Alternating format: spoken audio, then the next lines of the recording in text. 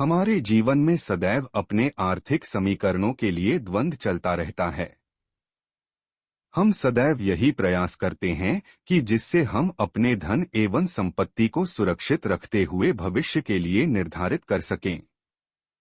हम सदैव बचत के विषय में अधिक सोचते हैं, परंतु यदि हमें सुरक्षा के विषय में बात करें तो हमें इसके विषय में विशेष कोई ज्ञान नहीं होता है। इन्हीं के मध्य में एक और भी बिंदु छिपा हुआ होता है, जिसे निवेश के रूप में जाना जाता है। किस प्रकार से यह हमारे जीवन में अपनी भूमिका प्रस्तुत करता है एवं इसका क्या महत्व होना चाहिए, इसके लिए हमें एक नवीन यात्रा तय करनी होगी। तो चलिए यात्रा प्रारंभ करते हैं। अध्याय 11। बचत, सुरक्षा एवं निवेश। निवेश के विषय में सीखना अपने जीवन की सुरक्षा पर ध्यान देने से अधिक आवश्यक होता है। हमारा जीवन हमसे अधिक हमारे परिवार के लिए महत्वपूर्ण होता है। यह सोच हमारे समक्ष प्रतिपल बनी रहती है। यदि हमारा जीवन क्षतिग्रस्त हो जाए तो हमारे परिवार को कितनी बड़ी क्षति हो सकती है, यह धारणा भी एक सीमा तक सही होती है। किंतु इसके अतिरिक्त भी हमें कुछ बिंदुओं पर विशेष चिंतन करना आवश्यक हो जाता है। यदि हम अपना जीवन केवल परिवार अथवा समाज के लिए ही व्यतीत कर रहे हैं, तो इसमें हमारा व्यक्तिगत तौर पर क्या लाभ? पढ़ने में आपको यह बात विचलित अवश्य कर सकती है, किंतु यही सत्य है। प्रत्येक परिवार में मुखिया का दायित्व परिवार के प्रत्येक सदस्य के प्रति महत्वपूर्ण होता है। ठीक इसी प्रकार प्रत्येक सदस्य भी अपने दायित्व का निर्वाह कर रहा होता है। हमारे संस्कारों में हमें सदैव यही बताया जाता है कि हमें सदैव परिवार अथवा समाज के लिए अपना श्रमदान करना उत्तम होता है। दूसरी ओर हमें यह भी कहा जाता है कि सदैव स्वचिंतन की ओर ध्यान दें।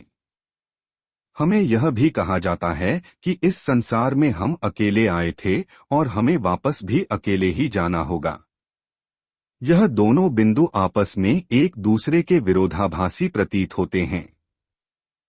हमें इन दोनों को इस प्रकार से जीना चाहिए जिससे हम न केवल अपने परिवार अथवा समाज के प्रति सक्रियता से कार्य कर सकें, अपितु स्वयं के उत्थान पर भी विशेष ध्यान दे सकें। एक बात हमें सदैव अपनी स्मृति में रखनी परम आवश्यक है। यदि हम तन अथवा मन से निर्बल स्थिति को प्राप्त कर लेते हैं तो हम अपने परिवार के लिए एक बोझ के समान बन जाते हैं। भले ही हमारा परिवार हमारे लिए उत्तम सहायता प्रदान करने में सक्षम हो जाए, किंतु व्यक्तिगत तौर पर हमें अत्यंत कष्ट अनुभव होता है। हम सदैव यही सोचते हैं कि हे ईश्वर, हमें किसी की भी सहायता की कभी आवश्यकता ना पड़े। यह पंक्ति लगभग प्रत्येक बुद्धिजीवी के मस्तिष्क में रहती है, किंतु सदैव ऐसा हो नहीं पाता और अधिकांश लोगों को अपने जीवन का कुछ समय एक आश्रित की भांति बिताना ही पड़ता है। कल्पना करें, आपका शरीर दुर्बल हो चुका है और आपकी सहायता के लिए परिवार के सदस्य भी उचित कार्य नहीं कर रहे हैं। ऐसी स्थिति में आप स्वयं को निर्बल के साथ साथ अनाथ भी अनुभव करेंगे। ऐसी स्थिति में यदि आपके पास आर्थिक रूप से संपन्नता प्रकट हो जाए तो आपका जीवन प्रसन्नता युक्त हो सकता है। हमें एक बात सदैव अपनी स्मृति में रखनी चाहिए कि जो व्यक्ति आर्थिक रूप से बलवान नहीं होता है, उसका संसार भी बैरी बन जाता है। ऐसी किसी भी स्थिति से निपटने का सही हल इस अध्याय के शीर्षक से प्राप्त हो सकता है। हमें अपने जीवन की बचत एवं सुरक्षा पर विशेष कार्य करना आवश्यक होता है। अपनी प्रबल स्थिति में हमें धन संग्रह को बचत के रूप में रखना होता है और इस बचत को सुरक्षित हाथों में सौंपना भी अनिवार्य होता है। हम इस बचत का उपयोग जीवन में आने वाली आपातकालीन स्थिति में करते हैं। यह चिंता हर व्यक्ति के जीवन में आ सकती है कि उसकी बचत एवं सुरक्षा किस रूप में बाधित है अथवा नहीं। अधिकांश ऐसा देखा गया है कि हमारी बचत एवं सुरक्षा अज्ञानतावश असुरक्षित हाथों में चली जाती है और आवश्यकता पड़ने पर हम उसका उपयोग नहीं कर पाते हैं। ऐसी स्थिति में तीसरा पक्ष महत्वपूर्ण सिद्ध होता है। यह तीसरा पक्ष जीवन में निवेश को प्रेरित करता है। निवेश मूल रूप से किसे कहा जाता है और यह किस प्रकार से कार्य करता है, अब हम इसी बिंदु पर चर्चा करेंगे। हमारे जीवन में सर्वप्रथम उपलब्ध संसाधनों का पर्याप्त मात्रा में होना अनिवार्य होता है। हम अपनी क्षमता एवं सुविधा के अनुसार इनको एकत्र करके सुरक्षित रखते हैं। वर्तमान स्थिति में इनको खरीदने के लिए जिस वस्तु की आवश्यकता होती है उसे धन कहा जाता है। प्रत्येक व्यक्ति संसाधनों को एक सीमित स्तर पर ही अपने पास रख सकता है। इसके उपरांत जब भी उसे आवश्यकता होती है वह इनको बाजार से खरीद लेता है। अर्थात प्रत्येक व्यक्ति को पर्याप्त धन बचत के रूप में रखना होता है, जो भविष्य के लिए एक सुरक्षा कवच सिद्ध हो सकता है। प्रत्येक व्यक्ति के जीवन में कोई ना कोई आजीविका का स्रोत अवश्य होता है। यह स्रोत उसके दैनिक कर्म के अनुसार उसे धनराशि प्रदान करता है। व्यक्ति उपलब्ध व्यवस्थाओं के अनुसार इस प्राप्त धनराशि को सुरक्षित रखने की योजना बनाता है। बाजार में कई प्रकार की व्यवस्थाएं उपलब्ध होती हैं जो हमें हमारे सुरक्षित संसाधनों के उपयोग के उपरांत कुछ वापसी भी देने में सक्षम होती हैं। इसका अर्थ यह होता है कि जब सुरक्षित की गई धनराशि के उपरांत हमें उससे अधिक धनराशि लाभ के रूप में प्राप्त होनी प्रारंभ हो जाए तो इसको हम निवेश की दृष्टि से देखते हैं। निवेश एक ऐसी कला होती है जिसे प्रत्येक व्यक्ति को सीखना परम आवश्यक होता है। निवेश करते समय व्यक्ति योजना को समझने का प्रयास भी करता है। उसकी योजना के अंतर्गत यदि उसे निवेश की गई धनराशि का अधिक लाभ प्राप्त होना सुनिश्चित हो जाए तो व्यक्ति निश्चिंत भाव से निवेश करता है। किसी भी क्षेत्र में निवेश करते समय दो बातों का विशेष ध्यान रखना आवश्यक होता है। पहला, निवेश की गई धन राशि का कितना लाभ वापसी के रूप में प्राप्त होगा, और दूसरा कि निवेश की गई राशि पर किस प्रकार का संकट आ सकता है। निवेश के सभी विकल्पों में सबसे सरल बैंक की व्यवस्था होती है, जो हमें खाते के रूप में सेवा प्रदान करती है। एक सामान्य व्यक्ति बचत खाते के रूप में धनराशि को सुरक्षित रखता है। बैंक इस बचत राशि को सुरक्षित रखने का आश्वासन अपने ग्राहक को देता है और साथ ही उसे अतिरिक्त धन से लाभान्वित भी करता है।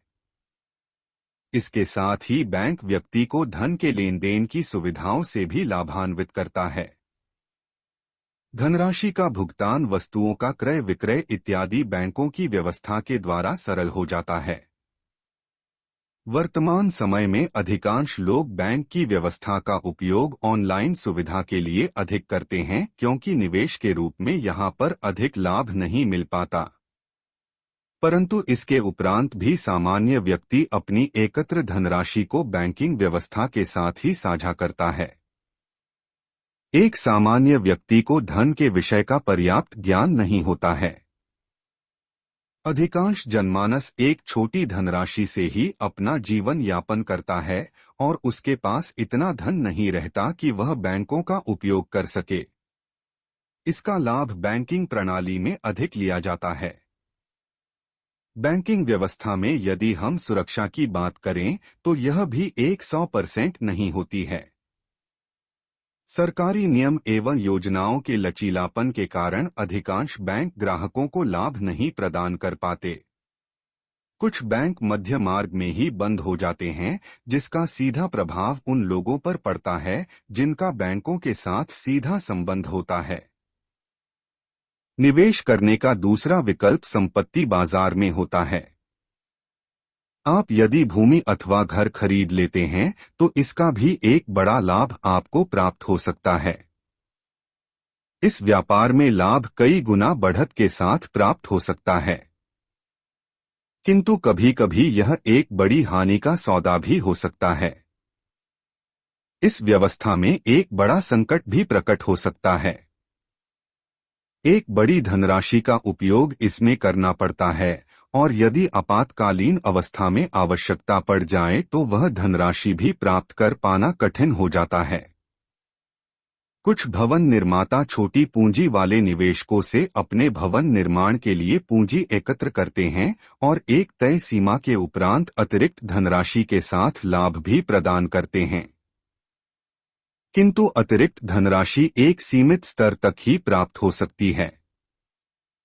नियमित रूप से धन लाभ प्राप्त कर पाना यहाँ अत्यंत कठिन होता है। इसलिए इस क्षेत्र को संपत्ति बाजार का एक नया मंच प्रदान किया जाता है, जिसे स्टॉक मार्केट के रूप में जाना जाता है। इस बाजार में धन लाभ यदि प्राप्त करना हो तो ऐसी स्थिति में एक चतुर बुद्धि का होना आवश्यक है। यहाँ पर निवेश की गई धनराशि का लाभ प्रतिशत अधिक होता है, परंतु इसके साथ ही धन के डूब जाने का भी संकट बना रहता है। इस बाजार के अपने कुछ विशेष नियम होते हैं, जिन्हें समझ पाना प्रत्येक व्यक्ति के लिए संभव नहीं होता है। हर वर्ष लाखों लोग धन को प्राप्त करने की चेष्टा करते हैं, किंतु धन की एक बहुत बड़ी राशि इस क्षेत्र में लोगों की डूबी जाती है। इस क्षेत्र का तीसरा विकल्प धातु बाजार के रूप में उपयोग किया जाता है। इस क्षेत्र में भी ग्राहक को एक विशेष नियमावली का उपयोग करते हुए लाभ की प्राप्ति होती है। यदि सारांश में देखा जाए तो इस समय उपलब्ध सभी विकल्प जिनके द्वारा लाभ प्राप्त हो सकता है, उसमें संकट की मात्रा प्रत्यक्ष अथवा अप्रत्यक्ष रूप से उपस्थित होती है। निवेश करते समय हम 3 बातों पर विशेष ध्यान रखते हैं, जिसमें प्राथमिक स्तर पर निवेश की गई धनराशि का मूल्यांकन किया जाता है, दूसरे स्तर पर निवेश की प्रणाली एवं योजना को परखा जाता है एवं तीसरे स्तर पर निवेश के द्वारा प्राप्ति की अवधि पर ध्यान दिया जाता है। इस विषय पर विस्तार से चर्चा करना इस स्थान पर अधिक उपयोगी सिद्ध नहीं होगा, किंतु यदि निवेश की प्रणाली पर ध्यान आकर्षित किया जाए तो तीनों क्षेत्र ही लाभान्वित हो सकते हैं। निवेश करते समय प्रारंभ में सदैव छोटी पूंजी उपयोग में लानी चाहिए एवं यह सुनिश्चित कर लेना चाहिए कि संकट कितना हो सकता है। संकट जितना न्यूनतम होगा उतना निवेश उत्तम स्तर का माना जाता है। ऊपर बताए गए किसी भी क्षेत्र में हम 100% संकट मुक्त कदापि नहीं रह सकते, किंतु एक ऐसा क्षेत्र भी है जिसमें छोटा हो चाहे बड़ा निवेश सदैव सुरक्षित ही रहता है। इस योजना में बड़े स्तर पर कार्य कर रहे व्यापारी एक बड़ी धनराशि को प्राप्त कर लेते हैं। एक सबसे बड़ी आनंददायक बात यह होती है कि निवेशक अत्यंत छोटे स्तर पर भी लाभ प्राप्त कर सकता है। यह निवेश विश्व के सबसे बड़े बाजार से संबंधित है, एक ऐसा बाजार जिसका उपयोग संसार का प्रत्येक व्यक्ति प्रतिदिन करता है। बाजार में प्रत्येक वस्तु उत्पादक से निर्मित होकर उपभोक्ता तक पहुंचती है।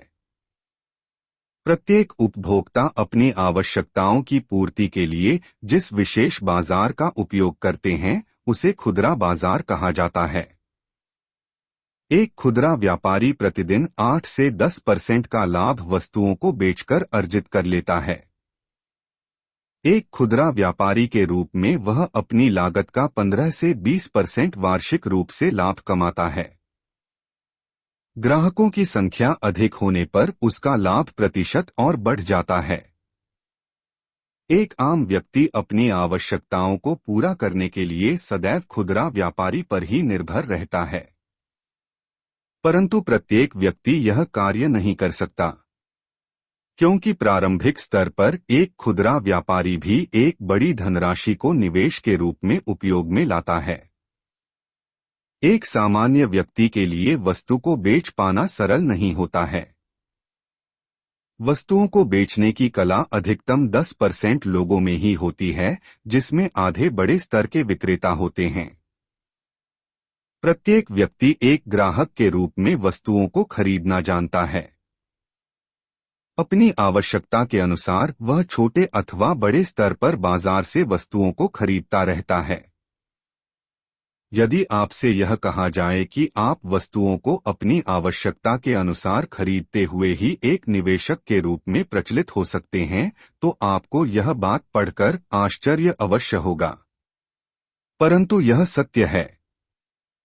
विश्व में एक ऐसी योजना कार्य कर रही है जिसके अंतर्गत प्रत्येक ग्राहक एक निवेशक की भूमिका निभा सकता है। इस योजना का नाम ही नेटवर्क मार्केटिंग है। नेटवर्क मार्केटिंग के व्यवसाय में आप एक ग्राहक के रूप में अपनी आवश्यकताओं को बाजार से खरीदते हैं और उत्पादक के द्वारा सीधे जुड़ जाते हैं। इस योजना के अंतर्गत प्राथमिक स्तर पर आपको निम्न लाभ प्राप्त होते हैं। उच्च गुणवत्ता वाले उत्पाद आपको प्राप्त होते हैं। अंतर्राष्ट्रीय मानकों के प्रमाण पत्र हर उत्पाद के साथ उपलब्ध कराए जाते हैं। प्रत्येक उत्पाद को खरीदते समय आप सरकार को टैक्स भी देते हैं। उत्पाद खरीदते समय आपको एक बड़ी छूट का लाभ भी मिलता है। एक ग्राहक के रूप में आपको उत्पादक आपके उत्पाद की गुणवत्ता के लिए 100% आश्वासन भी प्रदान करता है। नेटवर्क मार्केटिंग बाजार की ऐसी योजना होती है जिसके ध्वज तले कई लाभ प्राप्त हो सकते हैं, किंतु इस बाजार का सबसे बड़ा लाभ स्वयं को एक निवेशक के रूप में स्थापित करना होता है। इस योजना के अंतर्गत हम अपने निवास स्थान पर उपयोग होने वाली वस्तुओं को ही निवेश के रूप में देख सकते हैं। जिस प्रकार एक खुदरा व्यापारी अपने धन के निवेश का 20 से 25% वार्षिक स्तर पर अर्जित कर सकता है, ठीक उसी प्रकार यहाँ पर भी लाभ अर्जित किया जा सकता है। ऊपर लिखे हुए कुछ बिंदुओं के साथ इस क्षेत्र में यदि हम एक व्यवसायी के रूप में स्वयं को देखना चाहे तो यह भी संभव है। अधिकांश लोगों के पास इसकी सटीक जानकारी नहीं है। इस बाजार को मूल रूप से प्रत्यक्ष बिक्री अथवा अमिलम के रूप में देखने का लोगों का दृष्टिकोण पूर्ण रूप से निरर्थक है। एक सामान्य व्यक्ति भी इस बाजार का उपयोग स्वयं के जीवन में पर्याप्त धन अर्जित करने के लिए कर सकता है। एक उदाहरण के माध्यम से आपको समझाते हैं। प्रत्येक व्यक्ति के पास प्रतिमाह कुछ न कुछ धनराशि वेतन के रूप में अथवा व्यवसाय से प्राप्त होती है। सामान्य तौर पर हम सभी भविष्य अथवा आपातकालीन अवस्था के लिए बचत योजनाओं में निवेश करते हैं, जिसमें सरलतम स्थान बैंकिंग व्यवस्था को दिया जाता है। चाहे किसी भी प्रकार का लेन देन क्यों न करना पड़े, हमें बैंकिंग व्यवस्था का उपयोग करना ही पड़ता है। एक बैंक के अंदर यदि हमें अपना स्थान आरक्षित करना है तो इसके लिए विशेष तौर पर हमें खाता धारक बनना होता है। खाताधारक के रूप में सर्वप्रथम हमें बचत खाता खोलना पड़ता है। इस खाते को खोलने के लिए हमारे पास सरकार द्वारा पंजीकृत प्रमाण पत्रों को उपयोग में लाना होता है। इनमें मूल रूप से हमारा आधार कार्ड, पैन कार्ड, स्थायी पता प्रमाण पत्र एवं 2 फोटो उपयोग में ली जाती हैं। इसके उपरांत हमें एक फॉर्म भरना होता है। यदि हम एक नए व्यक्ति हैं तो बैंक हमसे किसी पुराने खाताधारक के विषय में हमारा संबंध अथवा परिचय जानना चाहता है। यदि हम बैंक के अंदर किसी व्यक्ति को जानते हैं अथवा किसी भी पुराने खाताधारक से परिचय है तो उस व्यक्ति का भी विवरण देना अनिवार्य होता है। यदि हम यह विवरण हस्ताक्षर के साथ प्रस्तुत नहीं कर पाते हैं तो बैंक हमारा फॉर्म स्वीकार नहीं करता है। ऐसा नहीं है, इनके बिना हम अपना खाता नहीं खुलवा सकते, किंतु ऐसी स्थिति में औपचारिकताएं बढ़ जाती हैं। जब हमारा बचत खाता प्रारंभ होता है तो कुछ धनराशि हमें बैंक को सुविधाओं को प्राप्त करने के रूप में जमा करनी होती है। इसके उपरांत हम अपनी सुविधा के अनुसार अपने बचत खाते में धनराशि जमा करते रहते हैं एवं साथ में बैंक की अन्य सुविधाओं से लाभान्वित भी होते रहते हैं। समय समय पर ग्राहकों को लाभान्वित करने के लिए सरकार अपनी अधिकांश योजनाओं को बैंकों के माध्यम से ही जनता के पास पहुंचाती है। यदि सारांश में कहा जाए तो बैंकिंग व्यवस्था वर्तमान समय में न केवल अनिवार्य है अपितु अत्यधिक लाभकारी भी है। बैंक के कुछ ऐसे नियम होते हैं जिसके अंतर्गत आपको अपनी जमा धनराशि का उपयोग करना होता है, जिस विषय में अधिकांश लोगों को जानकारी नहीं होती है। परंतु कुछ लोग बैंकिंग प्रणाली का उपयोग बड़ी चतुराई से करके एक बड़ा लाभ अर्जित करने में सफल होते हैं। ग्राहकों को आकर्षित करने के लिए बैंक हमारी जमा की गई राशि का अतिरिक्त धन लाभ प्रदान करके करते हैं। जिस धनराशि को हम लाभ के रूप में प्राप्त करते हैं, उससे कहीं अधिक बैंकों से प्राप्त सुविधा शुल्क के रूप में बैंक हमसे वापस ले लेते हैं, जिस बात का ज्ञान अधिकांश लोगों को नहीं होता। बड़ी धनराशि वाले खाताधारक इस विषय पर ध्यान ही नहीं देते हैं और छोटी धनराशि वाले खाताधारक इन बातों से अनभिज्ञ ही रहते हैं। बैंकों के अंदर छोटी धनराशि कुछ सीमा तक सुरक्षित कही जा सकती है, किंतु यदि धनराशि बड़े स्तर की होती है तो उसका उपयोग किस प्रकार से करना है, यह अधिकांश लोगों को नहीं पता होता है। प्रत्येक व्यक्ति उपलब्ध धनराशि को अपने नियमित खर्चों के रूप में उपयोग में लेकर आता है। वह सदैव अर्जित धनराशि के द्वारा निवेश करके अतिरिक्त धनराशि प्राप्त करना चाहता है। जिस प्रकार वह बैंकों के अंदर अपने धन को सुरक्षित मान लेता है, ठीक उसी प्रकार उसके समक्ष एक और विकल्प भी होता है, जहां पर उसको बैंकों से कहीं अधिक लाभ की प्राप्ति होती है और साथ ही साथ वह पूर्ण रूप से सुरक्षित भी होता है। यदि आपसे कहा जाए कि आपको एक ऐसी सुविधा प्रदान की जाए जिसमें आपकी निवेश की गई धनराशि का आपको 5% तक मासिक धन लाभ प्राप्त हो सकता है, तो आप आश्चर्यचकित हो जाएंगे। यदि आपसे यह भी कहा जाए कि आपकी निवेश की गई राशि 100% सुरक्षित है, तो आप और भी अधिक अचंभित हो सकते हैं। एक ऐसी योजना भी है जो भारत सरकार के द्वारा मान्यता प्राप्त है एवं हमें हमारे खर्चों को आमदनी में बदलने में सहयोग कर सकती है। इस योजना का लाभ उठाने के लिए हमें एक व्यावसायिक खाता अर्थात बिजनेस अकाउंट खुलवाना होता है। यह खाता खुलवाने के लिए हमें उन सभी मानकों का उपयोग करना होता है जो बैंक के लिए उपयोग में आते हैं।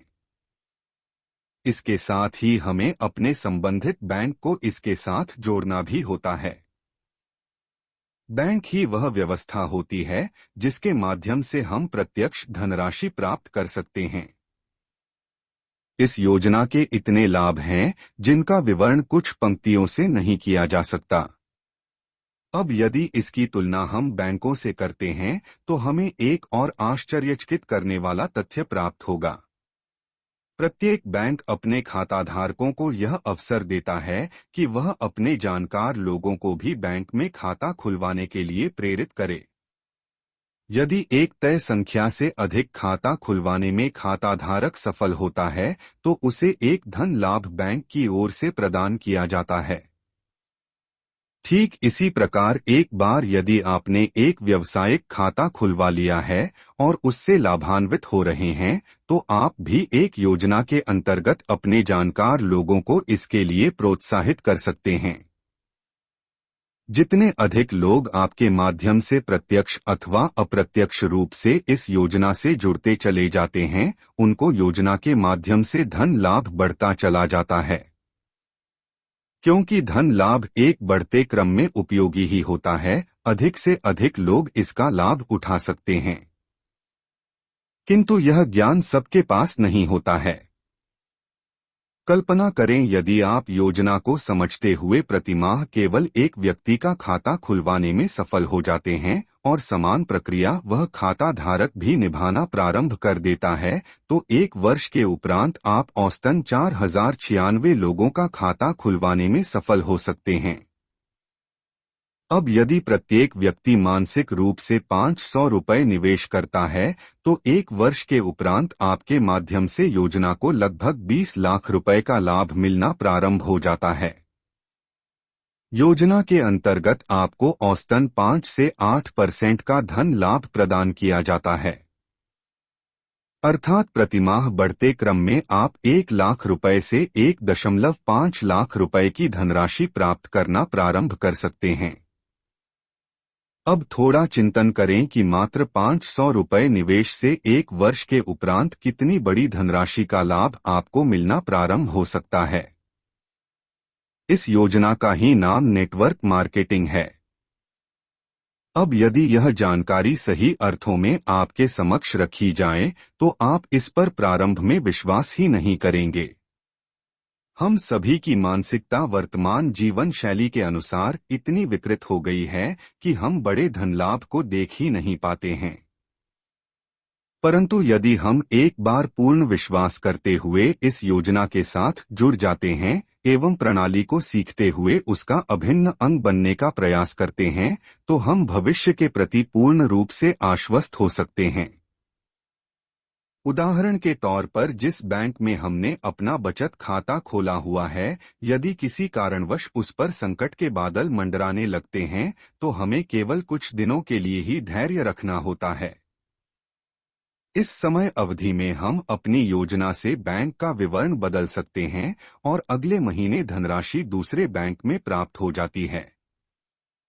प्रत्येक व्यक्ति के जीवन में यदि आर्थिक धन लाभ बढ़ते क्रम में प्राप्त होना प्रारंभ हो जाता है तो स्वाभाविक तौर पर वह भविष्य के प्रति निश्चिंत हो जाता है।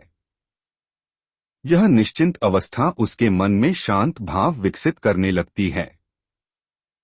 शांत मन सरलता से प्रकृति द्वारा ऊर्जा को प्राप्त करने लगता है और इसका सीधा प्रभाव उसके स्वास्थ्य पर पड़ता है। यदि सारांश में कहा जाए तो व्यक्ति यदि आर्थिक रूप से स्वतंत्र हो जाता है तो उसके जीवन में वह सुख स्वतः ही प्राप्त हो जाता है जिसके लिए वह प्रयासरत रहता है।